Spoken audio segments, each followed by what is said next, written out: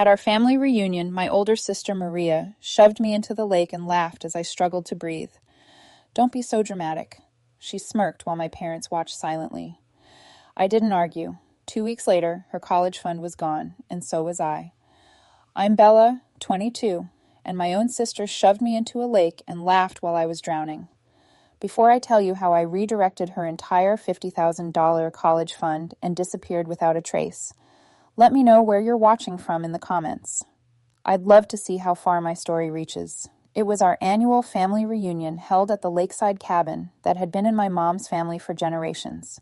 The air smelled of pine needles and barbecue smoke. Distant relatives I saw once a year were milling around, laughing and catching up. On the surface, it was a perfect picture of a happy American family. But for me, it was just another stage for my family's favorite play where I was cast in the same role year after year. The reliable, responsible, and utterly invisible younger sister. My older sister Maria was the star of the show. At 24, she was charming, athletic, and had a way of making everyone feel like they were her best friend. Right before she asked them for a favor, she was standing on the edge of the old wooden dock, a can of beer in her hand, telling some exaggerated story to our cousins. I was just walking by to grab a soda from the cooler.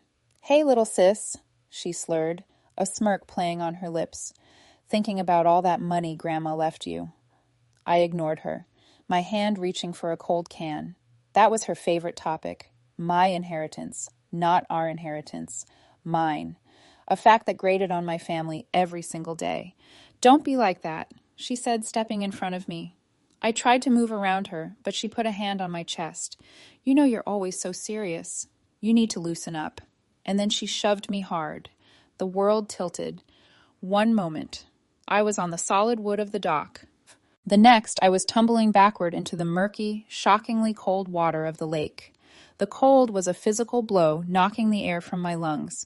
I came up sputtering, gasping, my hair plastered to my face. My head went under again as I tried to get my bearings. The laughter from the dock hit me before the air did. It was Maria doubled over pointing. "Don't be so dramatic." She held. My parents, Rebecca and David, were watching from the porch. They were smiling, not trying to help, just watching as I struggled to breathe. A sharp pain shot through my old shoulder injury, and a familiar panic began to grip my chest as the cold water shocked my system. I wasn't being dramatic. I was in real trouble, and in that moment, watching them laugh, I knew something inside me had finally broken. I didn't argue. I didn't yell. I just fought my way back to the shore, my lungs burning. 2 weeks later, her college fund was gone, and so was I. The drive home from the reunion was silent. I sat in the back seat wrapped in a damp, musty towel, the car's air conditioning feeling like ice against my skin. The wheezing in my chest had subsided to a low whistle, a constant reminder of how the cold shock had affected my breathing. Maria was in the front seat, humming along to the radio, occasionally chuckling to herself.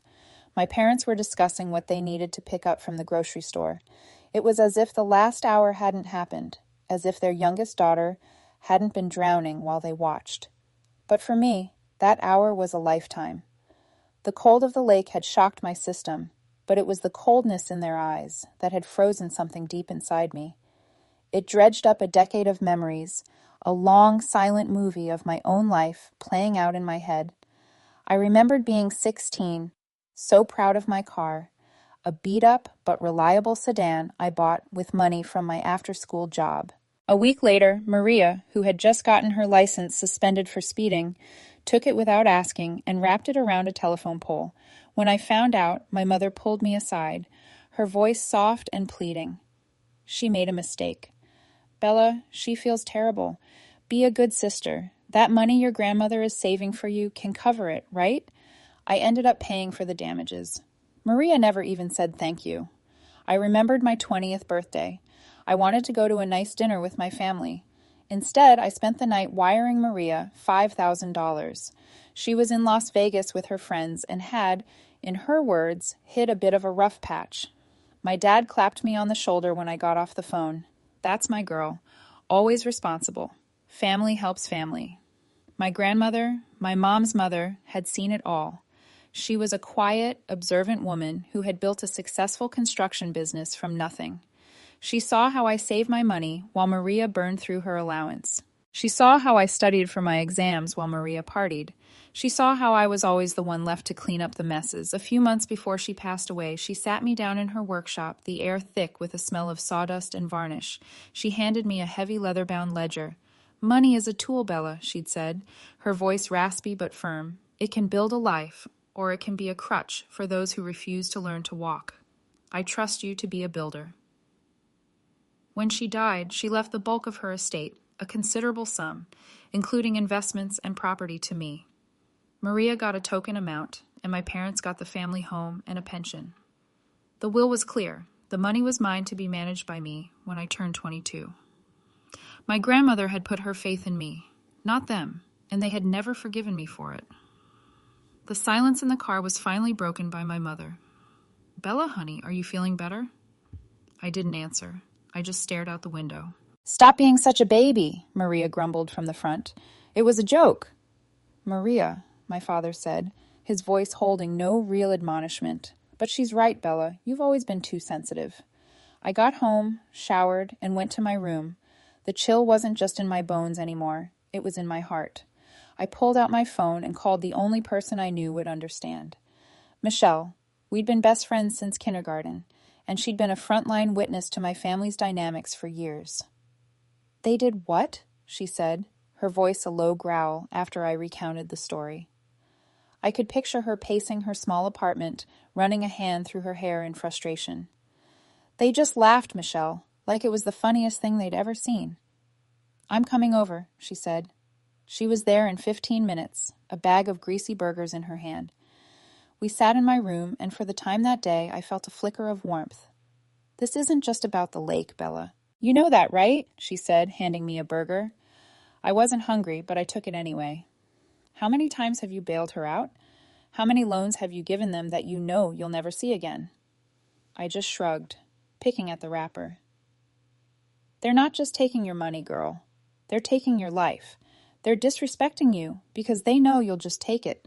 You're their safety net, their get-out-of-jail-free card." She leaned forward, her eyes intense. "Have you ever even once felt loved by them without a condition attached? Without them needing something from you?" Her question hit me harder than the cold water. I tried to think of a single instance, a single memory where their affection wasn't tied to my compliance or my wallet. Nothing came. The silence stretched, and it was filled with a terrible, dawning realization. Tears I didn't even know were there started to well up in my eyes. I turned away, not wanting her to see. She pretended not to notice. After Michelle left, I found myself pulling out an old photo album. There we were, a family of 4 smiling at Disney World. I was about 10. I remembered that trip. I remembered that my dad had lost his wallet, and I'd offered up the $200 I had saved for a new video game console to help pay for the hotel. My mom had hugged me and called me her little hero. At the time, I'd felt a surge of pride. Now looking at the photo, all I could see was the beginning of the pattern. I flipped through the pages, each smiling picture a lie. Graduation photos, Christmas mornings, birthday parties. Every milestone was tainted by a transaction. A sacrifice I had made that was expected, not appreciated. I closed the album, a profound sense of grief washing over me. I wasn't just mourning the family I had. I was mourning the family I thought I had, the one I had desperately wanted to believe in. The happy faces in the pictures were strangers, and I was a stranger in my own home. I sat there in the dark, the tears finally falling, crying for the girl in the photographs who just wanted her family to love her for who she was, not for what she had. The next few days were a blur of forced politeness. My family acted as if nothing had happened, which was somehow worse than them being angry. It was a complete invalidation of my experience. "Do you want eggs?" my mom would ask as she made breakfast, asking if I wanted eggs. Maria would ask to borrow my car charger. My dad would ask me to help him with yard work. It was normal, and it was driving me insane. The breaking point, the moment that turned my grief into cold, hard resolve, came on a Thursday night. I was heading downstairs for a glass of water when I heard my parents' voices coming from the living room. I paused at the bottom of the stairs, hidden by the shadows. She's barely spoken a word in 3 days, my mother, Rebecca, said, her voice laced with frustration. This whole silent treatment thing is so childish. She'll get over it. My father, David, grunted from behind his newspaper. She always does. We can't afford for she to get over it right now, David, she snapped. Maria needs the down payment for that MBA program by the end of the month, $50,000. Did you forget? Of course I didn't forget. What do you want me to do? She's an adult. We can't just take the money. There was a pause. Then my mother's voice dropped to a conspiratorial whisper. I was talking to my sister Carol. Her husband's construction business is having some cash flow issues, a temporary crisis. What if we told Bella that we were in trouble, that the business was on the verge of collapse and we needed her to co-sign a loan to save it? My blood ran cold. She'd never do it, my dad said dismissively. She would if we framed it right, she insisted. We make it about family, about responsibility. We tell her it's the only way to keep a roof over our heads. We'll get the loan, give Maria the $50,000, and then, well, we'll figure the rest out later. She has to be responsible for her sister. It's the right thing to do. I felt like I was going to be sick. This wasn't just casual greed anymore. This was a calculated plot. They weren't just taking advantage of my generosity. They were planning to actively deceive me, to trap me in debt to fund my sister's life. I backed away from the stairs, my heart pounding in my chest, and retreated to my room before they could hear me. I closed the door, my back pressed against it, and slid to the floor. It was one thing to be taken for granted. It was another to be the target of a conspiracy hatched by your own parents. The next day, I tried to talk to my boyfriend, Jesse. We'd been dating for about a year. He was smart, ambitious, and I thought he was on my side. We met for coffee, and I laid it all out for him. The lake, the history of financial demands, the conversation I'd overheard. I expected outrage. I expected him to tell me I had to get out of there. Instead, he stirred his latte, a thoughtful frown on his face. Wow, that's a lot, Bella. A lot, Jesse. They're planning to defraud me. Well, maybe not defraud, he said carefully, avoiding my eyes. Maybe they're just desperate and it's just a signature, right? For family. You don't want to be the one to break up your family over money. Do you think about what people would say? I stared at him, the coffee cup frozen halfway to my lips. What people would say. It wasn't about what was right or wrong. It wasn't about my well-being. It was about appearances. And in that moment, I realized that to him, my inheritance wasn't a burden I carried. It was a feature he enjoyed. The nice dinners, the weekend trips, my financial stability was part of my appeal. My pain was just an inconvenient complication. I have to go, I said, standing up so abruptly that the table rattled. That night I called Michelle again. I told her everything. The plot, Jesse's reaction. There was a long silence on the other end of the line. Then she said, I know a lawyer, Bella. My aunt used her for her divorce. She's tough and she's smart. Her name is Sarah Blackwood. I think you should call her, not to sue them, just to know what your rights are, to know what you're up against. She texted me her number. I stared at it for a full 10 minutes before my thumb finally pressed the call button. Sarah Blackwood's office was in a sleek, modern building downtown. It felt like another world compared to my family's suburban home. Sarah herself was in her late 40s with sharp, intelligent eyes and a calm, no-nonsense demeanor. She listened to my entire story without interruption, her pen occasionally scratching a note on a legal pad. When I finished, I felt emotionally drained, like I'd just run a marathon. She looked at me, her expression a mixture of professionalism and genuine empathy. Bella, she began, her voice steady and reassuring. Let's be perfectly clear. The assets your grandmother left you are yours and yours alone. You have zero legal obligation to pay for your sister's education, her car, or her lifestyle. The only obligation you have is the emotional one they have manufactured and exploited for years. Hearing it laid out so plainly, so legally, was like a physical weight being lifted off my shoulders. The plan you overheard, she continued, her tone hardening slightly, is not just morally reprehensible. It borders on conspiracy to commit fraud. If you were to sign that loan under false pretenses they created, You would be legally on the hook, and they know that. We talked for over an hour. We discussed options. We talked about trusts and foundations. We talked about boundaries. For the time, I wasn't just talking about my feelings, I was talking about strategy. I left her office feeling different. The grief was still there, a dull ache in my chest. But for the time, it was mixed with something else, a flicker of power, a sense of control. They had pushed me into the lake, expecting me to flail and splash and eventually give in. They had no idea I was about to learn how to build a dam. The 2 weeks after my meeting with Sarah Blackwood were the quietest and most intense of my life. On the outside, I was placid, obedient. I went back to being the Bella they were used to. I answered my mom's questions about my day. I let Maria beat me at video games. I even helped my dad clean out the garage. I was playing a role, and I had never been a more convincing actor. Inside, however, a storm was raging. Every polite smile was a mask. Every nod of agreement, a carefully placed chess move. I was no longer a victim reacting to their whims. I was an architect designing my own exit. My move was to test the waters, to confirm what I already knew in my heart. One evening at dinner, I let out a heavy sigh. "I got some tough news today," I said, pushing my mashed potatoes around my plate. "That tech stock I invested a chunk of my savings in took a nosedive. I've lost a significant amount of money." The reaction was instantaneous and telling. My mother's fork clattered onto her plate. "What? How much?" "A lot," I said vaguely, watching their faces. "It's going to take a while to recover. I'll have to be really careful with my finances for the foreseeable future." I saw it. Not a shred of concern for me or my supposed financial loss. Just pure, unadulterated panic. My sister Maria's face darkened. "You're kidding me, right? What about my MBA? The tuition payment is due." "I'm sorry, Maria," I said, meeting her gaze. "I don't think I can help with that right now." "What do you mean you can't help?" my mother, Rebecca, exclaimed, her voice rising. "You can't just be irresponsible with that money, Bella. Your grandmother left it for you to build a future for this family's security, not to gamble away on stocks." The hypocrisy was so thick I could have choked on it. That was the final confirmation.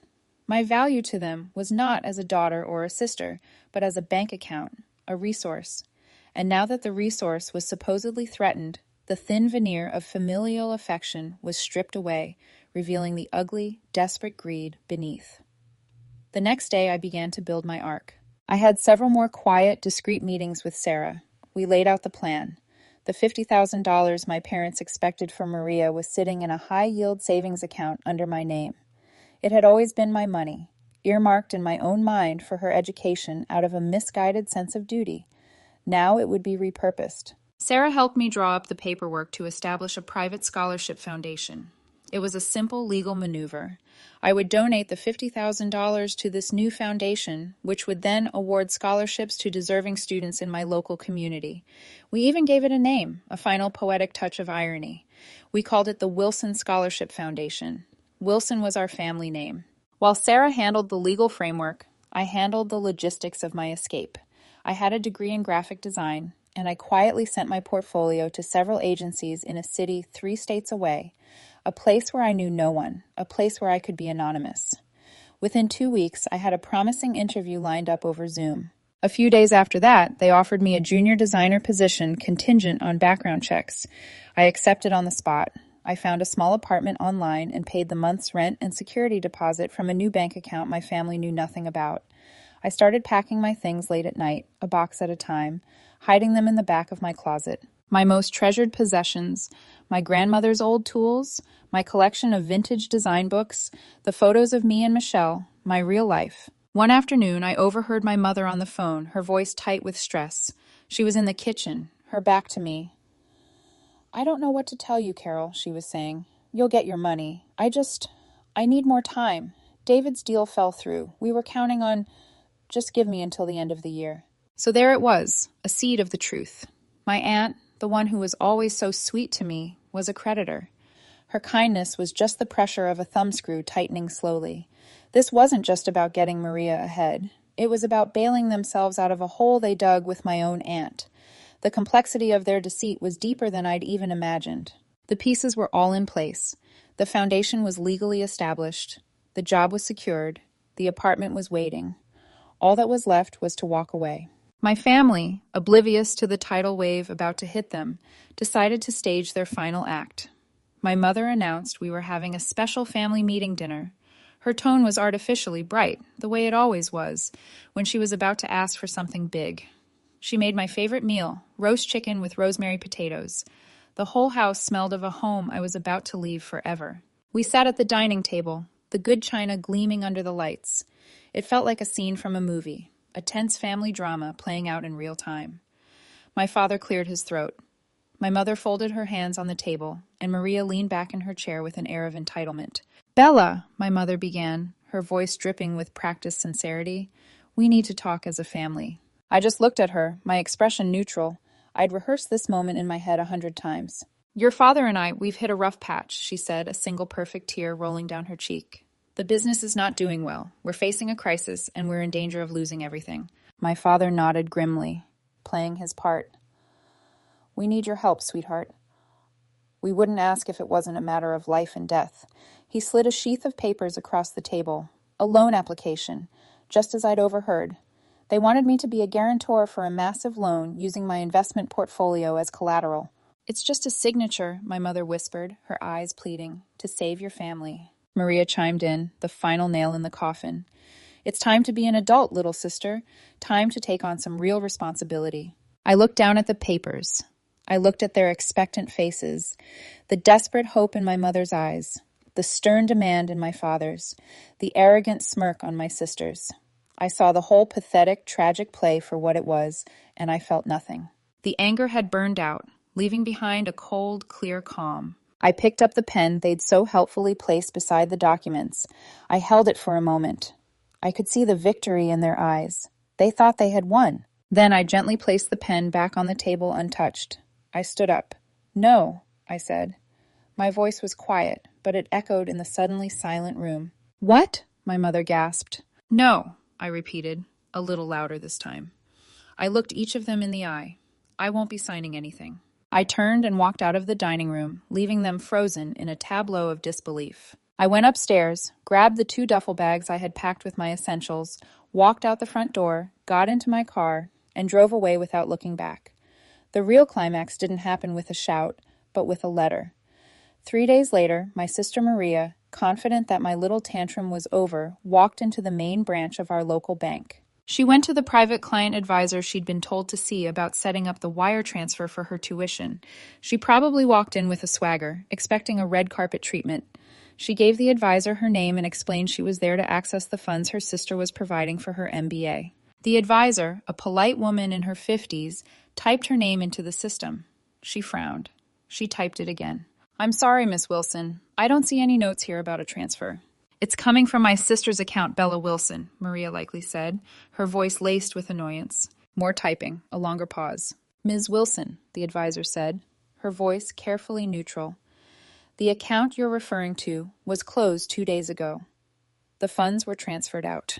"Transferred where? That's my money," she would have yelled, causing heads to turn in the quiet bank lobby. The advisor would have calmly explained that the funds were legally in my name and that I had every right to move them. But that wasn't the best part. The next day, a thick cream-colored envelope arrived at our house, addressed to Ms. Maria Wilson. It looked official, important. She probably ripped it open thinking it was some kind of mistake from the bank she needed to rectify. Inside, on heavy embossed letterhead, was a letter.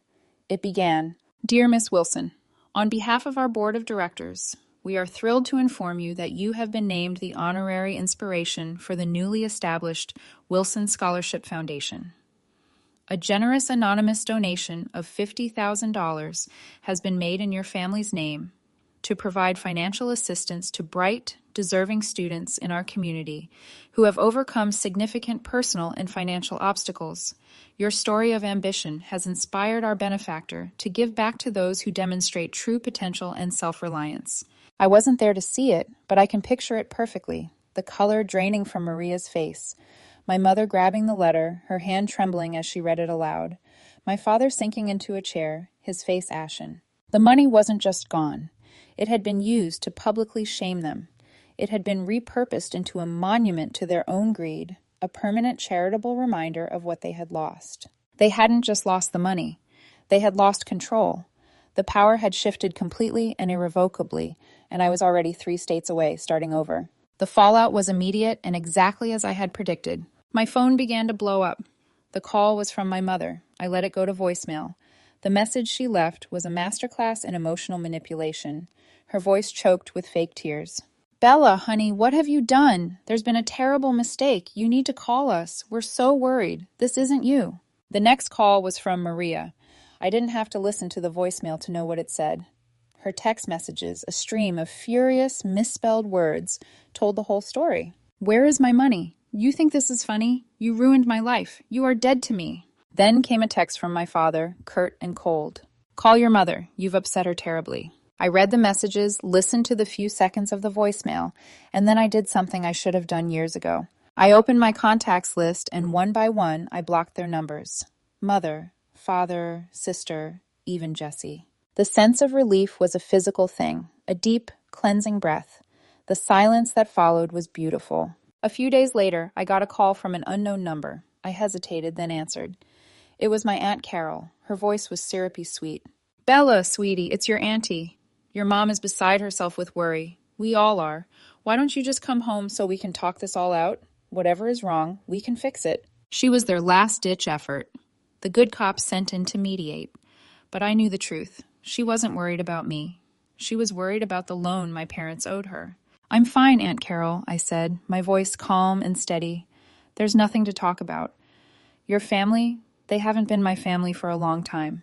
And before she could respond, I hung up and blocked her number too. I knew they wouldn't give up easily. Their next move, as Sarah had warned me it might be, was a desperate, pathetic attempt to use the authorities to control me. One evening, there was a knock on my new apartment door. My heart jumped for a moment, but I looked through the peephole and saw 2 police officers. I opened the door. "Can I help you?" "Are you Bella Wilson?" one of them asked. "I am." "Ma'am, we received a call from your family. They filed a welfare check request claiming they were concerned for your safety. They said you left under unusual circumstances." I had to stop myself from laughing. "Officers, I'm 22 years old. I'm not missing. I moved here for a new job. I'm perfectly safe and sound." I showed them my new driver's license with the local address and my work ID. The officer nodded, scribbling in his notepad. "So, you've left voluntarily?" 100%, I said. "I would appreciate it if you could inform my family that I am fine and that I do not wish to have any contact with them. Any further attempts they make to contact me will be considered harassment." They were professional, and they understood immediately. They left, and I knew that avenue was now closed to my family. They had played their last card and lost. Their power over me was officially gone. They couldn't force me, couldn't manipulate me, and couldn't use anyone else to get to me. They were left with nothing but the consequences of their own actions. And I was finally, truly free. 6 months passed. 6 months of quiet, blissful, and sometimes difficult healing. My new city was vibrant and anonymous. My job as a junior designer was challenging and fulfilling. I was surrounded by people who saw me as Bella, the girl who was good with fonts and had a dry sense of humor. Not Bella, the family ATM. I'd made a few friends from work. We'd grab drinks after a long week or go hiking on the weekends. They were simple, easy friendships, free from the weight of history and obligation. Most importantly, I was taking care of myself. I found a great physical therapist who helped me work through the chronic pain in my shoulder. With each exercise, I felt myself getting physically stronger, and it was a mirror for the emotional strength I was building. On her recommendation, I also started seeing a therapist. We talked about boundaries, about guilt, about redefining what family meant. It was hard work unpacking 2 decades of emotional baggage, but it was necessary. One afternoon, an email popped into my inbox with a subject line that made my breath catch, from Lucy. Lucy was my cousin, Maria's and my younger cousin. She was 16, a quiet, observant girl who was always on the periphery at family gatherings. I remembered seeing her by the dock that day, her eyes wide with a look I couldn't decipher at the time. I opened the email. "Hi, Bella. I don't know if you'll even get this. Mom said no one should contact you, but I felt like I had to. I've been thinking a lot about that day at the lake. I saw what Maria did, and I saw that you were really struggling. I wanted to say something, but I was scared. I'm so sorry I didn't. Things here have been crazy since you left. Uncle David and Aunt Rebecca are a mess.